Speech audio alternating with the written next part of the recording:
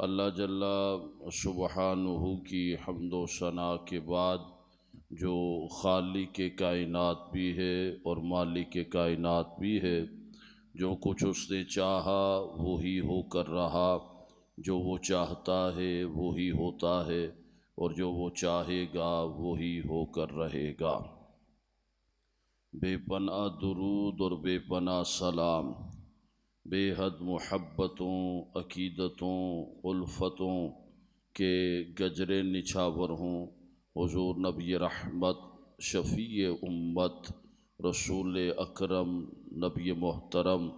رب کے محبوب، دانہ غیوب، منزہ عن العیوب، شافع روز جزا، دافع جملہ بلا، احمد مجتبیٰ محمد الرسول اللہ صلی اللہ علیہ وآلہ وسلم کی ذات والا تبار پر، آپ کی پاکیزہ اور ستھری حال پر، اور آپ کے چنے ہوئے جملہ اصحاب پر، علی مرتبت عزت مآب علی جناب سامعین و حاضرین کرام، آج کے جمعہ کے خطبے کا موضوع فضائل ذکر و درود شریف ہے۔ اس سے متعلق قرآن مجید فرقان حمید کی چند آیات اور رحمت دو عالم صلی اللہ علیہ وآلہ وسلم کی چند ایک احادیث آپ کے گوش گزار کرنے کی صحیح کروں گا۔ اللہ تعالیٰ کی بارگاہ میں دعا ہے کہ اللہ تعالیٰ میری زبان پر کلمۃ الحق جاری فرمائے۔ قرآن مجید فرقان حمید میں اللہ تعالیٰ نے نبی مکرم صلی اللہ علیہ وآلہ وسلم پر درود و سلام بھیجنے کے بارے میں حکم بھی ارشاد فرمایا، اور پھر یہ بھی بتایا کہ فرمایا ان اللہ و ملائکتہ یصلون علی النبی، بے شک اللہ تعالیٰ اور اس کے فرشتے یصلون درود بھیجتے ہیں علی النبی، نبی علیہ الصلاۃ والسلام پر، یا ایھا الذین آمنوا، اے ایمان والو، صلو علیہ وسلموا تسلیما، تم بھی نبی مکرم علیہ الصلاۃ والسلام پر درود بھی بھیجو اور خوب سلام بھی بھیجو۔ تو بھی آیت مبارکہ میں دیکھا جائے تو رحمت دو عالم صلی اللہ علیہ وآلہ وسلم کی اللہ تعالیٰ نے اس آیت میں شان بیان فرمائی ہے۔ آپ کی یہ نعت ہے، آپ علیہ الصلاۃ والسلام کا مقام اور مرتبہ بیان کیا گیا ہے کہ نماز کا اللہ تعالیٰ نے حکم دیا، لیکن اللہ تعالیٰ نماز سے پاک ہے۔ وہ تو نماز نہیں پڑھتا نا، نماز میں تو کسی کے سامنے ہم جھکتے ہیں، اپنے رب کے سامنے، تو وہ تو خود معبود ہے، وہ عابد نہیں۔ تو نماز کا اللہ نے حکم دیا، لیکن رب تعالیٰ نماز سے پاک ہے۔ روزے کا حکم دیا، رب تعالیٰ روزہ رکھنے سے پاک ہے۔ حج کا حکم دیا، اللہ تعالیٰ حج کرنے سے پاک ہے۔ دیگر جتنی بھی عبادات ہیں ان کا حکم اللہ نے بندوں کو دیا، خود وہ نہیں کرتا، لیکن درود پڑھنا ایک ایسا عمل ہے کہ بندوں کو بھی حکم دیا، اور رب تعالیٰ خود بھی اپنے نبی پر درود بھیج رہا ہے۔ تو یہ قرآن مجید فرقان حمید میں موجود ہے۔ فقط رب تعالیٰ نہیں، سارے فرشتوں کو اللہ تعالیٰ نے حکم دیا ہے، ان اللہ و ملائکتہ، اور اس کے فرشتے اور رب تعالیٰ نبی مکرم علیہ الصلاۃ والسلام پر درود بھیجتے ہیں۔ اور فرشتوں کی کتنی تعداد ہے؟ تفاسیر کی کتب اٹھا کر دیکھیں، کہا جاتا ہے کہ جتنے دنیا میں انسان ہیں اس سے 10 گنا زیادہ جنات ہیں، پھر ان سے 10 گنا زیادہ خشکی پر رہنے والے جانور ہیں، پھر ان سب سے 10 گنا زیادہ فضاؤں میں اڑنے والے پرندوں کی تعداد ہے، پھر ان سے 10 گنا زیادہ پانی کے اندر رہنے والی مچھلیاں اور دیگر جو جانور وہاں پر رہتے ہیں ان کی تعداد ہے، فرمایا یہ سارے مل جائیں ان سے 10 گنا زیادہ اللہ تعالیٰ نے فرشتوں کی تعداد پیدا فرمائی ہے، تو پتہ چلا ایک نہیں بلکہ کروڑوں اربوں فرشتے نبی مکرم علیہ السلام پر درود بھیج رہے ہوتے ہیں۔ تو یہ مقام اللہ تعالیٰ نے ہمارے نبی علیہ السلام کو عطا فرمایا، اور پھر یہ فرمایا کہ تم بھی اپنے نبی علیہ السلام پر درود بھیجو اور خوب سلام بھیجو، رحمت دو عالم صلی اللہ علیہ وسلم سے محبت کا اظہار ہو اور آپ علیہ السلام پر درود پاک پڑھا جائے تو پھر اس کی برکات کیا حاصل ہوتی ہیں۔ خود رحمت دو عالم صلی اللہ علیہ وسلم نے ارشاد فرمایا جو مجھ پر درود پاک پڑھے، آپ علیہ السلام فرماتے ہیں جو ایک مرتبہ پڑھے اللہ تعالیٰ اس پر 10 رحمتیں نازل فرماتا ہے، پھر فرمایا جو 10 مرتبہ پڑھے اس پر اللہ تعالیٰ 100 رحمتیں نازل فرماتا ہے، پھر فرمایا جو بندہ 100 مرتبہ درود پڑھے کل بروز قیامت اس کی دونوں آنکھوں کے درمیان یعنی پیشانی پر یہ لکھ دیا جائے گا کہ یہ بندہ نفاق اور جہنم کی آگ سے بری ہے۔ آسان لفظوں میں کہوں تو یہ لکھا جائے گا کہ یہ بندہ مومن بھی ہے اور ہم اسے اپنی جنت میں بھی داخل فرما دیں گے۔ یہ برکت ہے درود پاک پڑھنے کی۔ نبی رحمت صلی اللہ علیہ وآلہ وسلم پر درود پاک پڑھنے کے بارے میں کئی ایک احادیث موجود ہیں۔ سنن نسائی شریف کی ایک حدیث ہے، حضرت ابو طلحہ انصاری رضی اللہ تعالیٰ عنہ فرماتے ہیں ایک دن حضور پر نور شاف یوم النشور صلی اللہ علیہ وآلہ وسلم تشریف لائے اور بشاشت چہرے پر نمایاں تھی، یعنی چہرے پہ خوشی کے اثرات تھے۔ ارشاد فرمایا میرے پاس حضرت جبرائیل امین علیہ السلام آئے اور انہوں نے کہا کہ آپ کا رب فرماتا ہے کیا آپ راضی نہیں کہ آپ کی امت میں جو کوئی آپ پر درود بھیجے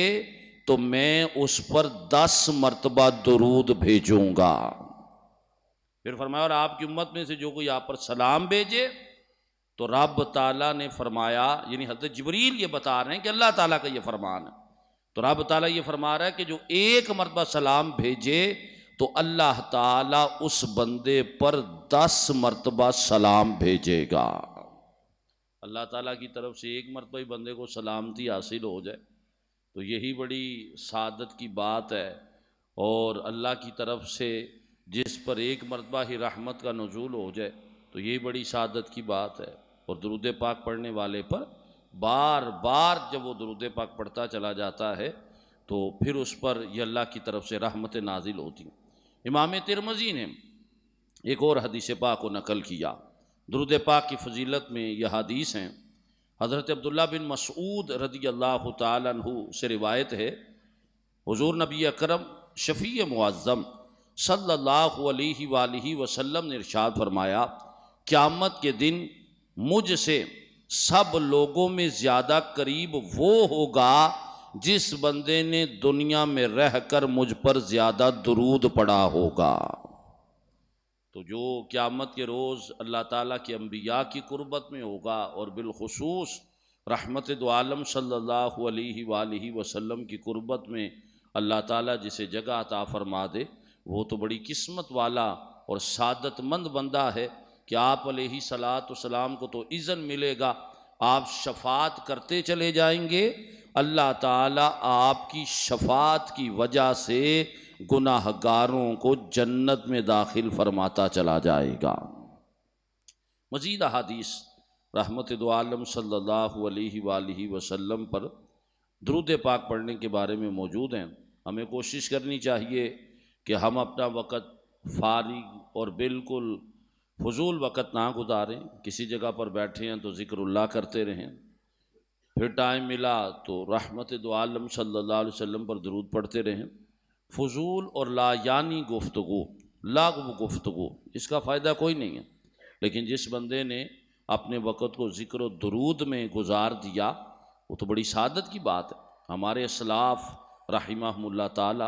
سارا دن ان کی زبان پر اللہ تعالیٰ کا ذکر جاری رہتا، وہ رحمت دو عالم صلی اللہ علیہ وسلم پر درود پڑھتے رہتے، قرآن پاک کی تلاوت کرتے رہتے، ہر وقت ان کی زبان اللہ تعالیٰ کے ذکر اور نبی مکرم علیہ الصلاۃ والسلام پر درود پاک بھیجنے پر یہ جاری رہتی اور اس سے تر رہتی تھی۔ حضرت عبداللہ بن عمر رضی اللہ تعالیٰ عنہ ارشاد فرماتے ہیں، رحمت دو عالم صلی اللہ علیہ وسلم پر جو ایک بار درود پاک بھیجے تو اللہ کے فرشتے اس بندے کے لیے 70 مرتبہ دعائے رحمت کرتے ہیں۔ بندہ ایک مرتبہ درود پاک پڑھ رہا ہے تو فرشتہ 70 مرتبہ۔ اچھا، درود پڑھنے میں فرق ہے۔ قرآن مجید فرقان حمید میں ذکر کیا کہ اللہ تعالیٰ بھی درود بھیجتا ہے، تو اس میں ہم جیسے الفاظ نہیں، ہم جیسے پڑھتے ہیں اللہم صلی علی محمد وعلی آل محمد یا صلاۃ والسلام علیک یا رسول اللہ، لیکن جب اللہ تعالیٰ درود بھیجتا ہے تو پھر اس کا معنی یہ ہے کہ اللہ تعالیٰ اپنے نبی علیہ الصلاۃ والسلام پر رحمتوں کا نزول فرماتا ہے، اور اس کی نسبت جب فرشتوں کی طرف کی جائے تو پھر وہاں پر وہ طلب رحمت ہے، امتیوں کی طرف کی جائے تو پھر اس کا مطلب اور بنتا ہے۔ تو رحمت دو عالم صلی اللہ علیہ وسلم نے مزید ارشاد فرمایا کہ حضرت ابو ہریرہ رضی اللہ تعالی عنہ آپ سے مروی ہے کہ حضور نبی اکرم صلی اللہ علیہ وآلہ وسلم نے ارشاد فرمایا صلو علیہ فإن الصلاۃ علیہ زکوٰۃ لکم، فرمایا تم مجھ پر درود پاک پڑھو، تم مجھ پر درود پڑھو گے، اللہ تعالیٰ تمہیں روحانی اور جسمانی پاکیزگی عطا فرما دے گا۔ ظاہر و باطن اگر ستھرا کرنا چاہتے ہیں، میرا دل بھی ستھرا ہو جائے اور میرا ظاہر بھی ستھرا اور پاک ہو جائے، تو ہمارے نبی علیہ الصلاۃ والسلام ارشاد فرمانے مجھ پر درود پڑھو، درود تم پڑھو گے اللہ تعالیٰ کرم فرمائے گا، تمہارا ظاہر بھی ستھرا فرما دے گا، باطن بھی ستھرا فرما دے گا۔ حضور علیہ الصلاۃ والسلام کی بارگاہ میں حضرت ابی بن کعب رضی اللہ تعالیٰ عنہ صحابی رسول ہیں، بڑے مشہور صحابی ہیں۔ آپ کہتے ہیں میں نے عرض کی یا رسول اللہ صلی اللہ علیہ وسلم، میں آپ پر کثرت کے ساتھ درود پڑھتا ہوں، میں اپنی دعا کا کتنا حصہ آپ پر درود کے لیے مقرر کروں؟ یعنی میں پڑھتا تو ہوں لیکن اس سے زیادہ پڑھوں، عبادات فرائض و واجبات وہ ادا کرتا ہوں، اس کے علاوہ جتنا وقت ملتا ہے تو اس میں درود پڑھتا ہوں، لیکن پوچھا اس وجہ سے جا رہا ہے کیا مزید پڑھوں یا پھر اتنا ہی کافی ہے؟ تو رحمت دو عالم صلی اللہ علیہ وسلم نے ارشاد فرمایا، آپ نے فرمایا کہ جتنا تم پسند کرو۔ میں نے عرض کیا کہ پھر میں ایسا کرتا ہوں کہ جتنا بھی میرا وقت بچے گا اس کا چوتھائی حصہ 1/4، اس کا کوارٹر حصہ میں آپ پر درود پاک پڑھوں گا، اور بقیہ جو 3 حصے ہوں گے اس میں دیگر ذکر و اذکار کرتا رہوں گا۔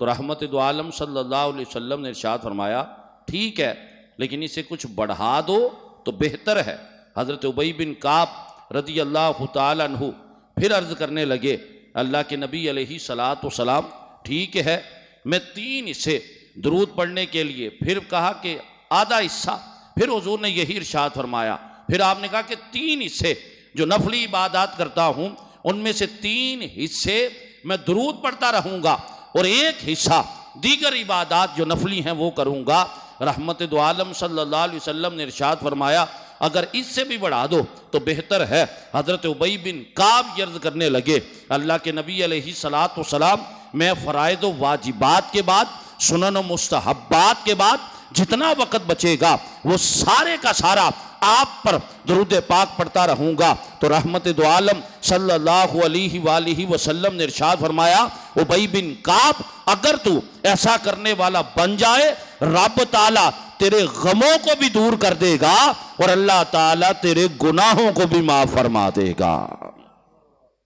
فرمایا کثرت سے درود پڑھو،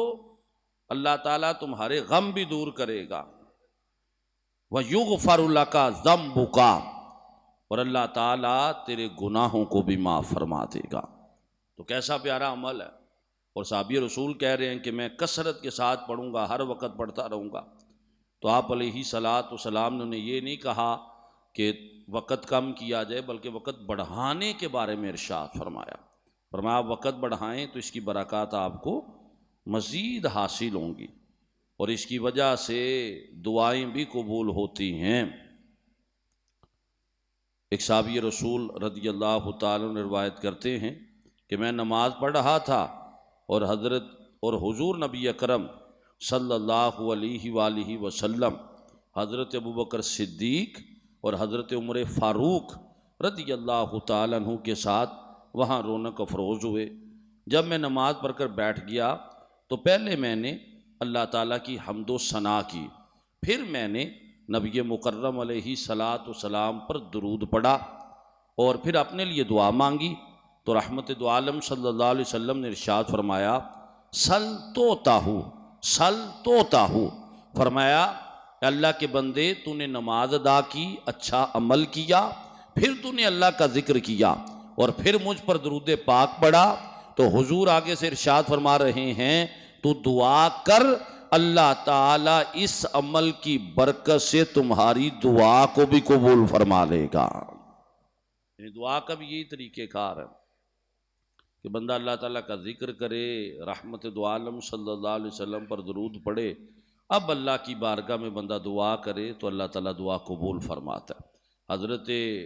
عمر بن خطاب رضی اللہ تعالیٰ عنہ یہ فرمایا کرتے تھے،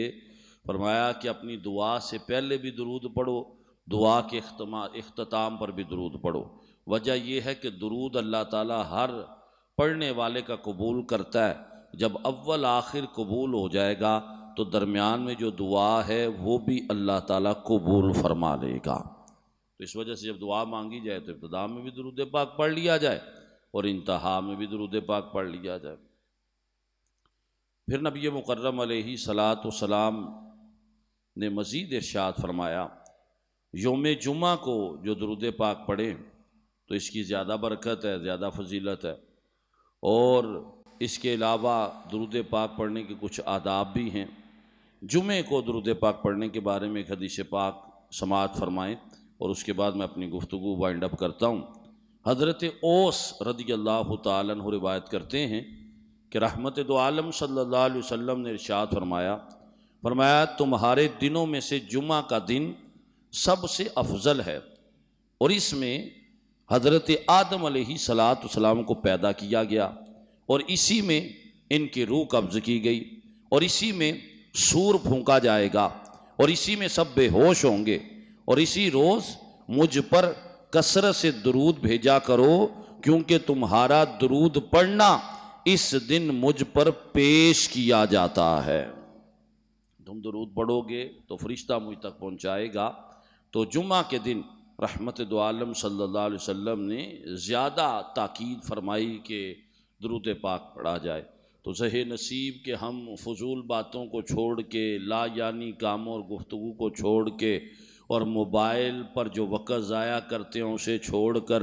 ہم اپنی زبان کو ذکر و درود سے تر رکھیں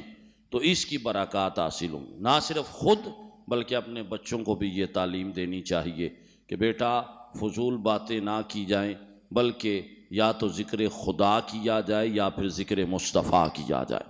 صحابہ کا یہ طریقہ کار تھا، انہوں نے اپنی آل اولاد کو یہ درس دیا اور یہ تربیت فرمائی۔ اللہ تعالیٰ کی بارگاہ میں دعا ہے کہ اللہ تعالیٰ ہم سب کو کثرت سے درود پاک پڑھنے کی توفیق عطا فرمائے۔ وآخر دعوانا ان الحمد للہ رب العالمین۔